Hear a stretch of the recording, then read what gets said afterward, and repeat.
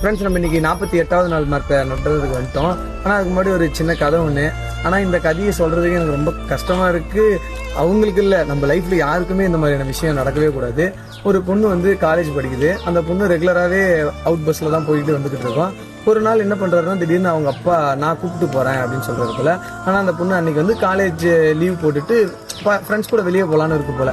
அப்படி போகும்போது என்ன நடக்குதுன்னா, ஒரு ஆக்சிடென்ட் ஆயிருது. லாரியில ஆக்சிடென்ட் ஆயிருது. ஆக்சிடென்ட் ஆன உடனே அவங்க அப்பா ஸ்பாட்லயே இறந்துட்டு இருக்குல்ல. அதுக்கப்புறம் அந்த பிள்ளைக்கு வந்து அன்கான்சியஸ் ஸ்டேஜ் போயிடுது. ஒரு 3 நாளுக்கு அப்புறம் தான் அந்த புள்ள கண் முழிக்குது. அப்பதான் அவங்க அப்பா இறந்து போன விஷயமே அந்த பொண்ணுக்கு தெரியும்.